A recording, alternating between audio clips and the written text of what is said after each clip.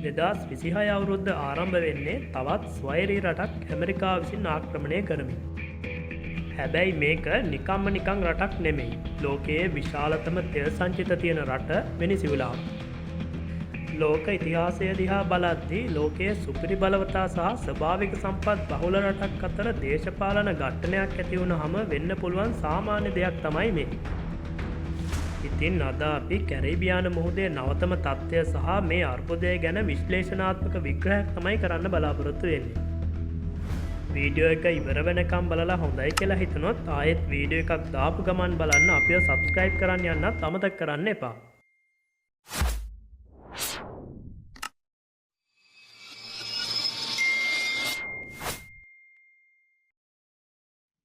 ජනවාරි 2 පාන්දර 2ට වෙනිසියුලාව තුළ ප්‍රධාන වශයෙන් වෙනිසියුලානු අගනගරය වන කරකස්සි පිපුරුම් මාලාවක් සිද්ධ වෙනවා.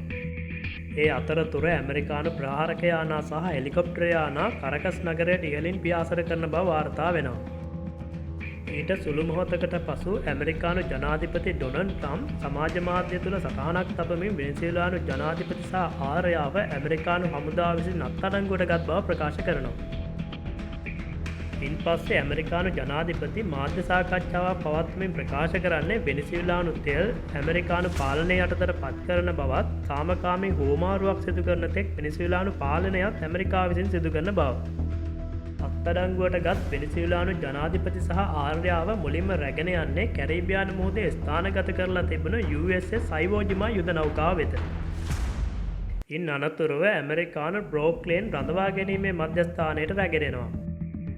මේ සියලුම දේ වෙන්නේ ඇමරිකානු ගුවන් හමුදාව, නාවික හමුදාව, අභ්‍යවකාශ බලකා, පාබල හමුදා සහ බුද්ධි අංශ එක්ක මාස ගානක් තිස්සේ සැලසුම් කළ ඔපරේෂන් ඇබ්සොලියුට් රිසෝල්ව් හරහා. ඔපරේෂන් ඇබ්සොලියුට් රිසෝල්ව් සඳහා ඇමරිකානු ගුවන් යාන 150කට ආසන්න ප්‍රමාණයක් ඇමරිකානු කඳවුරු 20කින් දියත් කරනවා.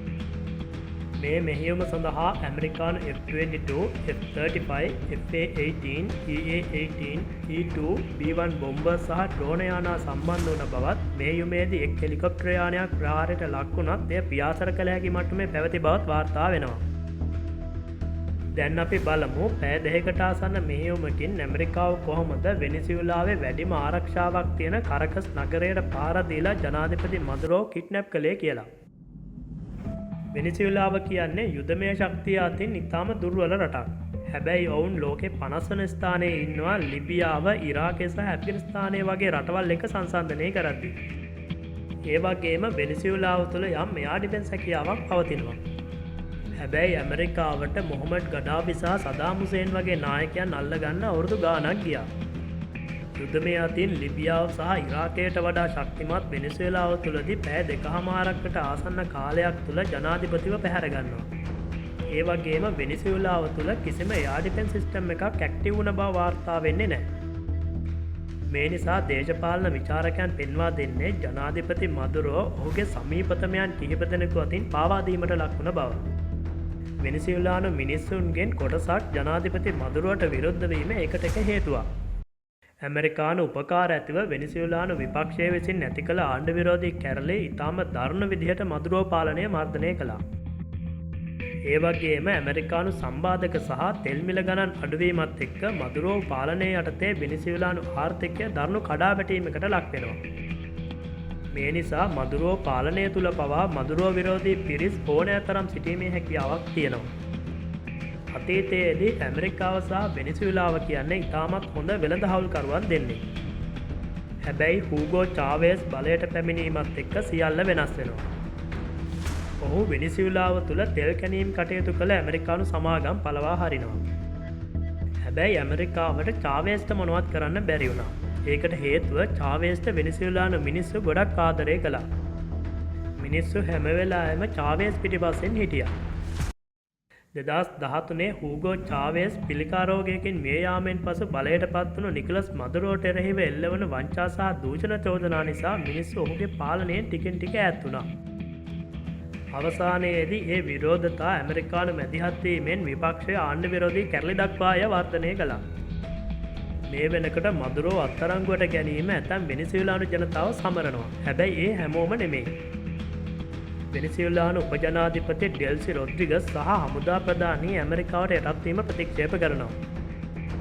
ඔවුන් ජනපති මදුරෝව නිදහස් කරන ලෙසත් ඕනෑම ඇමරිකානු ආක්‍රමණයකට එරට හමුදාව සහ ජනතාව සූදානම් බවත් ප්‍රකාශ කරනවා. ඇමරිකාව උත්සාහ කරන්නේ ඇමරිකානු හිතවාදී විපක්ෂයක් ලවා වෙනිසියුලාව පාලනය කරලා ඇමරිකාවට අවශ්‍ය දේ ලබා ගන්න. හැබැයි එයට විරුද්ධ වෙනිසියුලානුවන් පිරිසක් සිටිනවා. ඒ නිසා ඇමරිකානු හිතවාදී පාලනයක් වෙනිසියුලාව තුළ ඇති කිරීම තුළින්ම පමණක් ඇමරිකාවට ඔවුන්ගේ අරමුණ ඉටු කරගන්න ලැබෙන්නේ නැහැ. මදුරෝව හිතවාදී ජනයා සහ හමුදාව එක්ක ආණ්ඩු විරෝධී කැරළි ඇති කිරීමේ වැඩි ඉඩකඩක් තියෙනවා. ඒ තුළින් වෙනිසියුලාව තුළ සිවිල් යුද්ධයක් වුණත් ඇති වෙන්න පුළුවන්. අනෙක් පැත්තෙන් ඇමරිකාව පාබල ආක්‍රමණයක් සිදු කළත් එය වියට්නාමය, ඉරාකය සහ ඇෆ්ගනිස්තානයේ වුණා වගේ වෙන්න පුළුවන්. ඇමරිකාවට වෙනිසියුලාව තුළ බලය කොච්චර කාලයක් පවත්වා ගන්න පුළුවන් වේද කියන එක ප්‍රශ්නයක්. ඒ නිසා මේ වගේ තත්ත්වයක් උඩ ඇමරිකානු ජනාධිපති වෙනිසියුලානු පාලනය තමා යටතට ගන්න බව ප්‍රකාශ කළත් එය ඉතාම සංකීර්ණ ක්‍රියාවලියක්. මදුරෝව පාලනය නොමැති වුණත් ඇමරිකානු විරෝධී ජනයා සහ හමුදාව රට තුළ සිටින නිසා මේ පවතින තත්ත්වය තුළ වෙනිසියුලාව තවත් ලිබියාවක් වීමේ වැඩි ඉඩකඩක් පවතිනවා.